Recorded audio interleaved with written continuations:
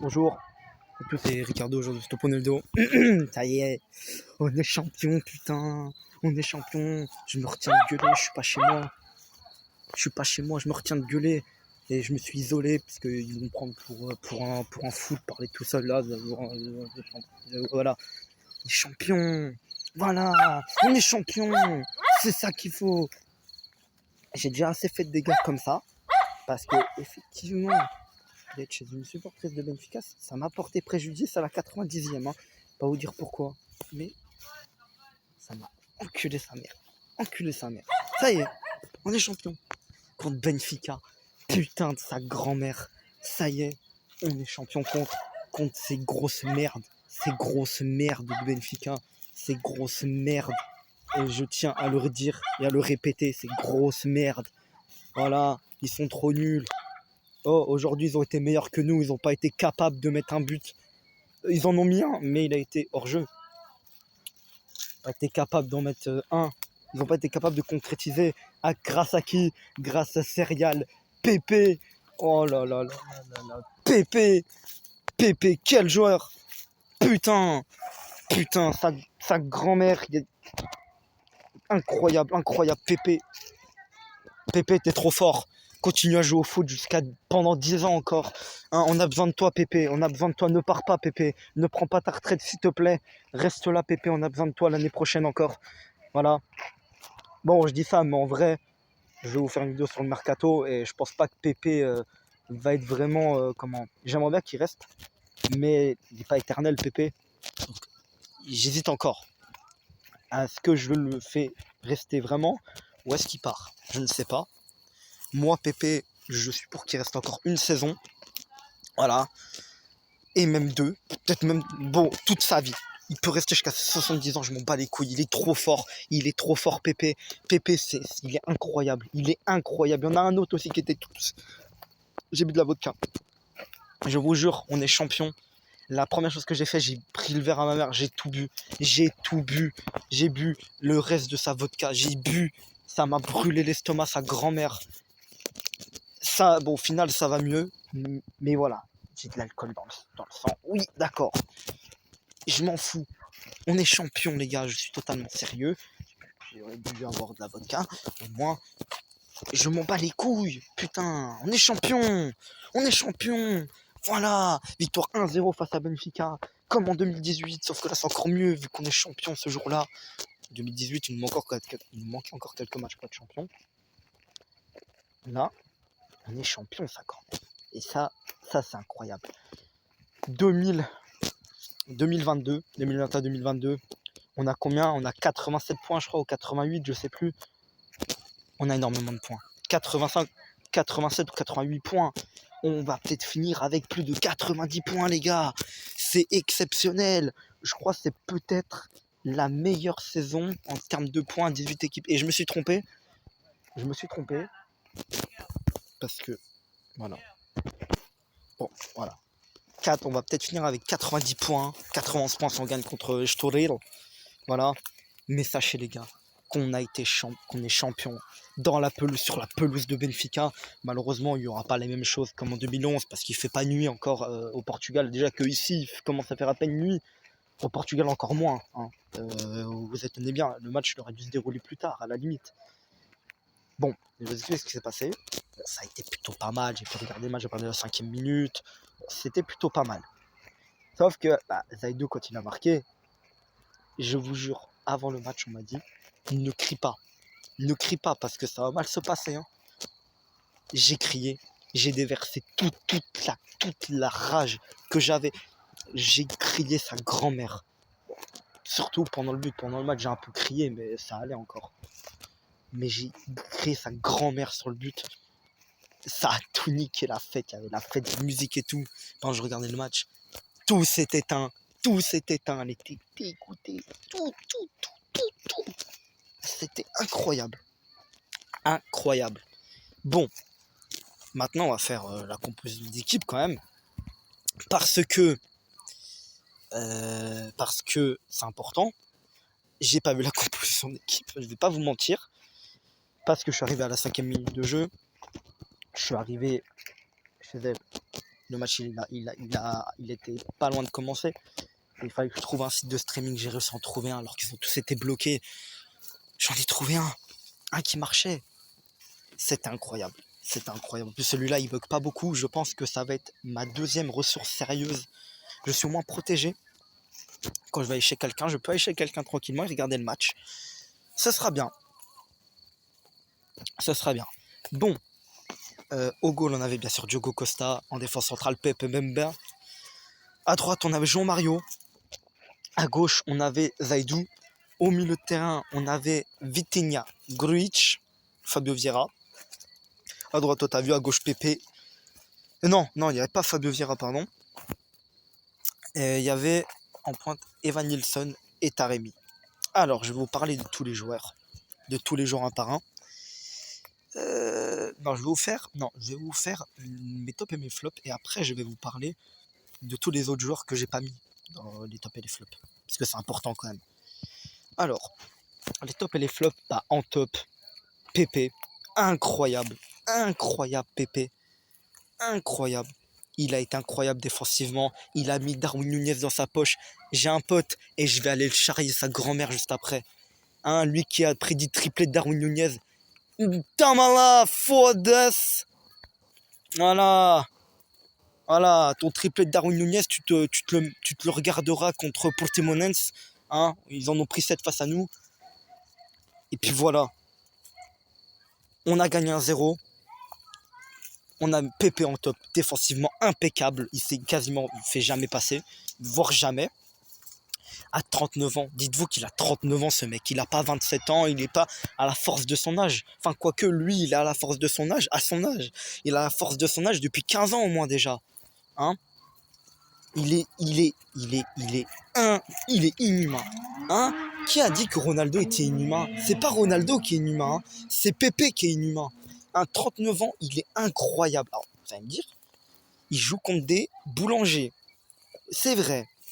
Mais en Ligue des Champions, il est impérial aussi. Ça, faut pas l'oublier. L'année dernière, il avait 38 ans, donc c'est déjà vieux. Hein. 39 ans, c'est peut-être un peu plus vieux, mais 38 ans, c'est déjà très vieux quand même. Et il a mis Ronaldo dans sa poche l'année dernière, pour vous rappeler. Hein. Et Ronaldo, il était encore meilleur que cette année, hein, Ronaldo.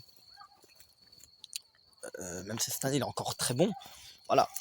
Pepe, il peut encore nous assurer au moins 2 ans, et j'en suis certain.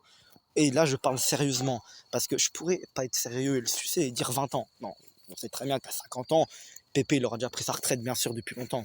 On va pas se mentir. À 50 ans, tu peux plus jouer au niveau, c'est plus possible, hein, normalement. Si tu t'appelles pas Pepe, après, voilà. Mais, voilà. Les champions, c'est ce que je vais retenir, bien sûr. Voilà, c'est comme ça. Ça y est, on va pas relâcher la pression. On a gagné face à ces petites merdes de Benfica. Ça, je le retiendrai. Bon, on est bien. Maintenant, les champions. Pour le dernier match et bon, pour la finale de la Coupe du Portugal, on joue contre Tondela. Bon, normalement, ça devrait le faire pour la finale. Là, pour Estoril Praia, si on perd, j'en ai rien à foutre parce qu'on a déjà perdu un match cette saison. Donc, de toute façon, il n'y aura même plus la question de l'invincibilité parce qu'on peut plus. Et voilà, contre Estoril Praia, perdre, gagner. Bon, je préfère qu'on gagne, bien sûr. Mais si on perd, gagne, tout ça, m'en fous. On est champion. On a enfin le truc qu'on voulait. Maintenant, il faut aller chercher le deuxième truc qu'on veut, c'est-à-dire la coupe, pour faire comme en 2020, le doublé, coupe championnat. Là, on peut faire pareil. Donc ça, il faut le faire. Donc en top, j'étais sur Pepe, Diogo Costa, bien sûr. Il nous a sorti quelques parades très très bonnes. Il a été impérial dans sa surface. Il ne s'est pas laissé faire, il a régné en patron dans sa surface. Il a sorti une parade sur une frappe de Grimaldo, je crois, à la 86e par là. Il a sorti une belle parade. Hein.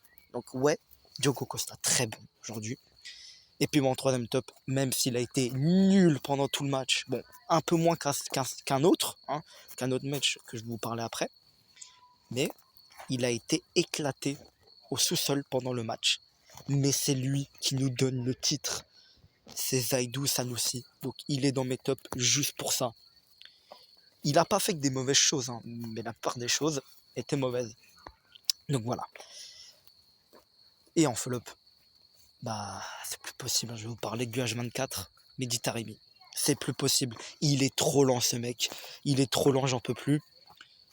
Je suis pour qu'on le dégage l'année prochaine ou qu'on le mette sur le banc. Mais c'est soit il dégage, soit on va devoir se le coltiner comme un Moussa Marega. Hein. C'est exactement la même chose. Hein. Il a été très bon une saison ou deux. Bon, lui, Taremi, c'est une saison et demie qu'il a été bon. Donc encore pire que Marega. Marega, au moins, il a fait au moins 2-3 bonnes saisons. Hein. Après, il est devenu nul. Et là, Taremi, il est devenu nul encore plus tôt que Moussa Marega. En fait, on n'a pas de chance avec les attaquants. Il faut arrêter de prendre des attaquants qui pèsent sur les défenses, qui pèsent. Parce qu'on n'a que ça. Et même Evan Nilsson, hein, il est à peine plus rapide et un peu plus technique. Et sinon, il est pas agile, Evan Nilsson. Il faut un mec agile, un attaquant agile. Un attaquant qui peut se fourrer dans les petits espaces. Un attaquant qui est rapide.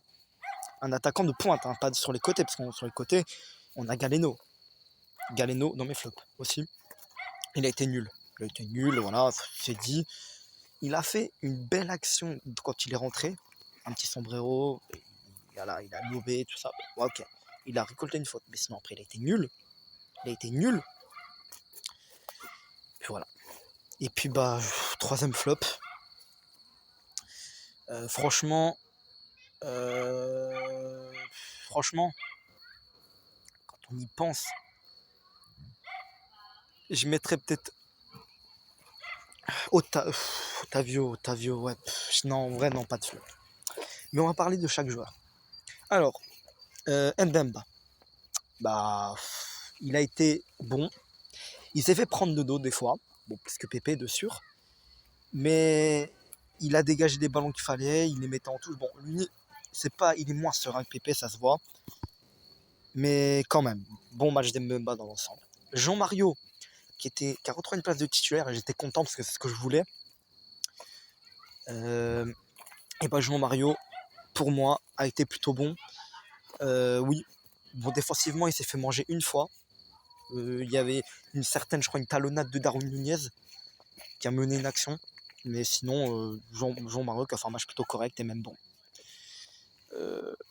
Vitinha, bon. Vitinha assez bon, même. Peut-être un des meilleurs Pultist que j'ai pas mis dans mes tops. Donc voilà. Ensuite, Gruitch, il a pesé comme d'hab au milieu. Bon, il n'a pas été ouf. Hein. Gruitch, il n'a pas été ouf. Et voilà. Comme d'hab, Gruitch en vrai. Mais un peu moins bon que d'hab. Ensuite, Pepe. Bah, Pepe, le Brésilien, bien sûr, sur le côté gauche. Il a été bon. Il a fait des bonnes actions. Il a supplié le mauvais match catastrophique de Taremi. Au moins, Pepe, il était pas mal en attaque. On avait un bon attaquant. Au moins, Pepe, bon attaquant. Peut-être le meilleur aujourd'hui. Et puis, on a Otavio à droite. Otavio, pour moi, il n'a pas été ouf. Hein, vraiment pas ouf. Et comme d'hab, il se prend que des taquets, que des fautes. Il faut parler de Benfica. Benfica, c'est une équipe de bouchers de sa mère. Ils savent que faire des fautes, ces petits fils de pute. Hein, surtout Otamendi, hein, les Valentino Lazzaro, là, à droite, là. Hein, ils savent faire que des fautes. Que des fautes, que des fautes. Jean-Mario de Benfica, que des fautes. Que des fautes. C'est pas possible. Ils savent pas jouer au foot. Bon, en gros, j'en étais où? Ouais, Otavio pas ouf. Hein. Ils se font que des taquets. Et puis Benfica, une équipe de bouchers, on va pas se mentir. Et puis Evan Nilsson, bon, il a vraiment pas été ouf. Hein. Evan Nilsson, on va pas se mentir qu'il a été plutôt nul. Moins pire que Taremi, largement, mais au moins voilà. Bon, maintenant, je vais vous laisser les gars. Je vais profiter. Un peu le vent de prix, je sais pas, la vodka à mon avis, j'ai trop vite, je savais même pas mal passer sa mère, j'ai trop bu vite, je savais même pas ce qu'il y avait dans le verre. J'étais pris d'émotion, j'ai pas pleuré, j'étais content, mais content, je me battais les couilles, clairement.